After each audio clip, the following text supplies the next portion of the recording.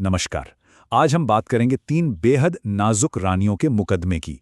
ये विक्रम बेताल की एक ऐसी पहेली है जो सोचने पर मजबूर कर देती है। कहानी है तीन रानियों की जिनकी नज़ाकत का कोई मुकाबला नहीं। तो चलिए इस दिलचस्प गाथा में उतरते हैं और देखते हैं क्या होता है। तो सबसे पहला सवाल जो दिमाग में आता है वो ये है कि संवेदनशीलता की हद क्या हो सकती है। मतलब एक्सट्रीम लिमिट क्या है। और ये सवाल सिर्फ एक पहेली का हिस्सा नहीं है, ये असल में हमें इंसान होने के मतलब की गहराइयों तक ले जाता है।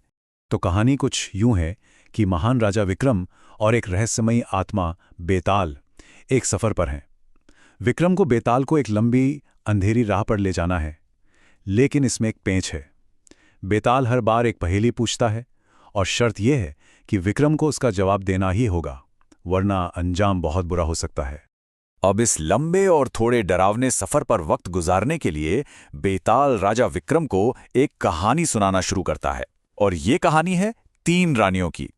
ऐसी रानियां जिनकी कोमलता, मतलब उनकी नजाकत की कोई मिसाल ही नहीं थी। इतनी नाजुक कि सुनने वाले को यकीन ही ना हो। तो कहानी की शुरुआत होती है पहली रानी से। अब ये रानी अपनी नजाकत के लिए पूरे राज्य में मशहूर थी। तो राजा ने सोचा, क्यों ना इस बात को परखा जाए। देखते हैं कि वो सच में इतनी नाजुक हैं भी या नहीं। एक पल के लिए उस सीन को इमेजिन कीजिए। बहुत ही शांत और खूबसूरत सा माहौल है। रानी अपने बाल बना रही हैं, सब कुछ एकदम सुकून भरा है। और तभी अगले ही पल कुछ ऐसा होता है जो इस पूरी शांति को बिखेर कर रख देता है। अचानक रानी की दर्द भरी चीख गूंजती है। आह, मर गई। सोचिए जरा, बस एक फूल गिरने पर कोई ऐसा कैसे रिएक्ट कर सकता है। वहां मौजूद हर शख्स बस हैरान परेशान एक दूसरे का मुंह देख रहा था। और जब चोट को देखा गया तो यकीन करना मुश्किल था। जिस जगह पर वो कमल का फूल गिरा था वहां गहरा नीला निशान पड़ गया था और खून भी निकल रहा था।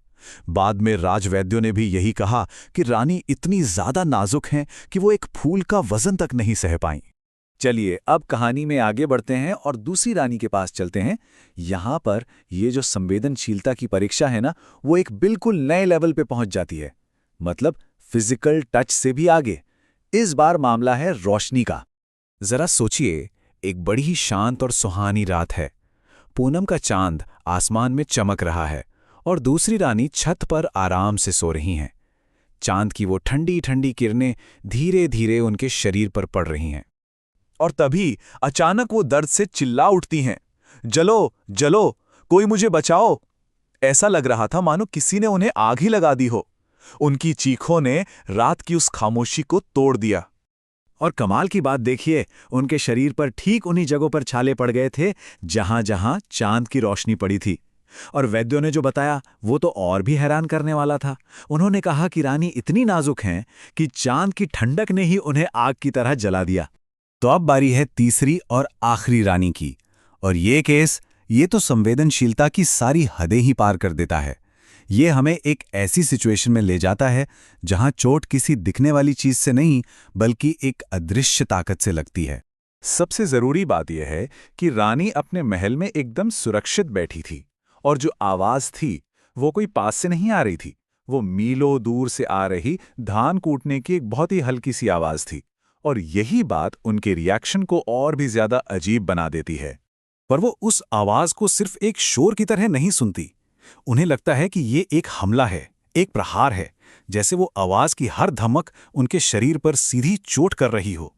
और हुआ ये कि वो उस आवाज को सुनकर बेहोश हो गईं। और जब होश आया तो सबने देखा कि उनके हाथों और कानों पर छाले पड़ गए हैं, सिर्फ उस आवाज के घर्षण से, उसकी रगड़ से। मतलब उन्हें किसी चीज ने छुआ तक नहीं था, फिर भी चोट लग गई।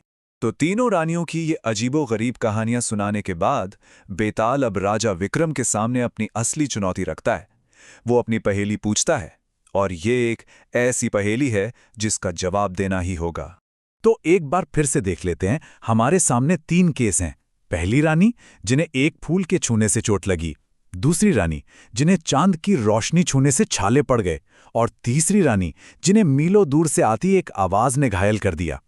तो बेताल अपना सवाल पूछता है, अब बता विक्रम, इन तीनों में से सबसे ज्यादा नाजुक, सबसे सुकुमार कौन है? और साथ में वो अपनी शर्त भी दोहराता है कि अगर जवाब जानने के बाद भी विक्रम चुप रहा तो उसका सर टुकड़े टुकड़े हो जाएगा। इतनी बड़ी धमकी के बाद भी राजा विक्रम जरा भी नहीं घबराते। वो एक पल की भी देरी किए बिना पूरे कॉन्फिडेंस के साथ जवाब देते हैं। इनमें सबसे ज्यादा नाजुक तीसरी रानी है। और फिर विक्रम अपना तर्क समझाते हैं, जो कि वाकई कमाल का है। वो कहते हैं, देखिए, चोट के 3 लेवल हैं यहां। पहली रानी को एक फिजिकल चीज यानी फूल ने छुआ, दूसरी रानी को रोशनी ने छुआ, जो फूल से कम ठोस है, लेकिन तीसरी रानी, उन्हें तो किसी चीज ने छुआ ही नहीं। विक्रम अपनी बात पूरी करते हुए कहते हैं कि जो इंसान बिना किसी फिजिकल कांटेक्ट के मीलों दूर से आती एक अदृश्य शक्ति से घायल हो जाए, असल में वही सबसे ज्यादा नाजुक है। यहां पर किसी चीज का ना छूना ही सबसे बड़ी नजाकत का सबूत है। विक्रम का ये जवाब सुनकर बेताल भी इंप्रेस हो जाता है। वो कहता है, आवाज का असर सबसे गहरा होता है। हे राजा, तूने सच को पहचान लिया। और बस इतना कहकर वो हमेशा की तरह एक बार फिर रात के अंधेरे में गायब हो जाता है। तो ये प्राचीन कहानी हमें आज के दौर में एक बहुत बड़े सवाल के साथ छोड़ जाती है। सोचने वाली बात है कि हमारी अपनी जिंदगी में वो कौन सी अदृश्य ताकतें हैं, जैसे किसी के कहे हुए शब्द, कोई ख्याल या हमारी भावनाएं, जो हम पर सबसे ज्यादा गहरा असर डालती हैं। इस पर जरूर सोचिएगा।